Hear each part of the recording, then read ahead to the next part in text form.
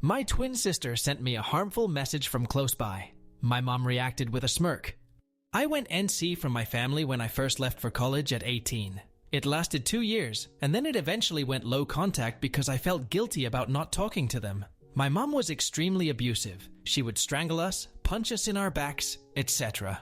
You know how it goes. She never physically abused us when our dad was around, but the verbal abuse was enough to make him consider leaving her. Because of this, I have severe depression and PTSD, and I had to go on medical leave from college. My mom begged me to come home for around 2 months before I gave in. I missed having a family, and I am so stupid for being weak and giving in.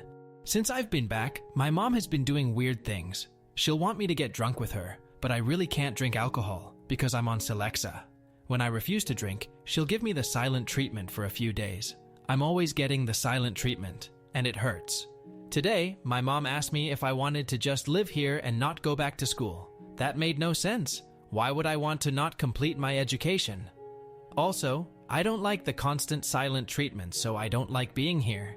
I told her that I'd rather go back to school. She started yelling about how I can just go to the community college here.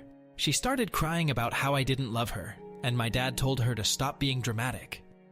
My sister came in and asked what happened.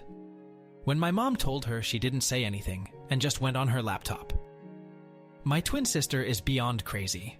She once stalked a man for 6 months because the guy told him that she didn't know what she was talking about and should shut up. She found this guy's identity from a few Reddit comments and started physically mailing him things with death threats. She signed his Reddit username to everything. If I knew she had done this, I wouldn't have come here. My sister then sent me a PM on Reddit that said, "You dumb bitch, I hate you so much. You're a piece of trash and I'm glad you were raped. No one loves you and no one ever will. And how fucking dare you make my mom upset. She has been kind to you and all she wanted was for you to stay here. You're never going to be anything and I know you've been feeling suicidal. So why stop feeling that way and just go kill yourself? No one will care.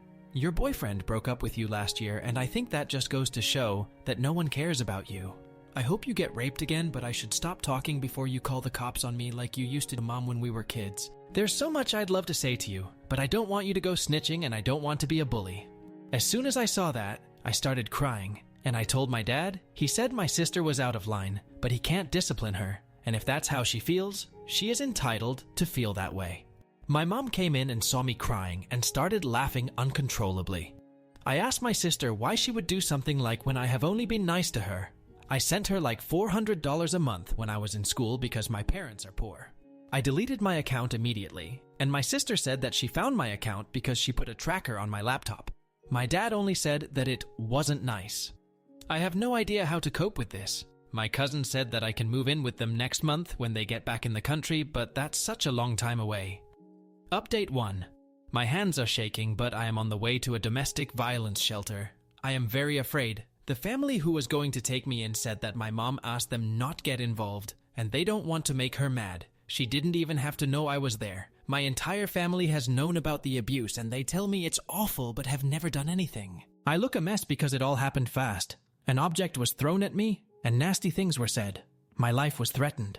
I didn't even have time to shower yet. I am at the ER getting my medicine. The DV shelter is paying for it. I'm afraid of getting judged because I actually rolled out of bed and look awful. But I had to escape. The shelter only gives me 30 days, so at my job interview, I think I'll be honest and tell them I really need the job because I'm in a shelter. It's at a cinema, so that would be nice. My friend and her parents live in my college town and said I could stay there. I just have to buy my ticket. Thanks for the encouragement, and I hope things will be okay for me. Edit. My dad keeps sending me texts telling me to call him immediately. I am not going to do that. Final update. The shelter that I stayed in was very nice and brand new. The staff told me how cramped the other one was, so I'm very lucky that I arrived when I did. After the first day, my nerves relaxed and I could just breathe. There were about 7 other women there, and we each had our room with a nice bathroom. I was the youngest there, and the other women gave me advice about life, and they even did my makeup for interviews. We each took turns cooking, per the rules, and we developed a nice rapport. The staff was so amazing, and they also talked to me about life. I felt so safe at this place because of the security. Oh, I almost forgot. A church group came to give quilts they had made for us, and I still have mine. Sometimes I snuggle with it and think of how far I've come. I love that quilt and I wash it very carefully. We also had group and individual therapy, which really helped. I know every DV shelter experience isn't like this, but please don't be afraid to just leave when things get bad. Family abuse counts as domestic violence. I was able to find a job that paid more than the movie theater offered, and I told them that I didn't plan on going back to school in the future. Yes, it was a lie, but there was no way I could afford rent by working at a movie theater. I decided to look for my own place instead of just staying with the friend that offered, because I needed stability, and if things got bad, I didn't really have a support net and would have to start over. I had no reason to think things would go bad, but after leaving such a bad situation, I guess nothing felt secure for me.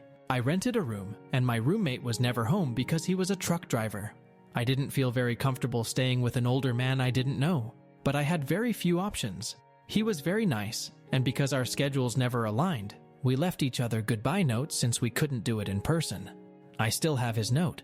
I did go back to school the next semester when my medical leave was over, but not at my original school. I felt like I needed a fresh start, and my family knew about the old school anyway, so I applied to different schools. I got into a great school. I told my story of everything I had survived in the essay. When my sister told me that I wasn't going to be anything, she was wrong. And I think she knew she was wrong in her assessment of me. I graduated this year, and I have stability that I've never known before. Although I'm a few years older than I wanted to be when I graduated, I realized that sort of thing doesn't even matter, and the medical leave was beneficial. I just got engaged to a lovely man with a lovely family. They always tell me they're my family, and I'm so close with my future MIL. I had food poisoning for the first time a few days ago, and my fiancé left the house at 2 a.m. to get Pedialyte, just to make sure I was hydrated. And when I felt like I was never leaving the bathroom, he told me he was going to make lentil soup for me. I didn't have to ask or even say anything. When I was a kid and vomiting blood, my mum told me to go back to sleep.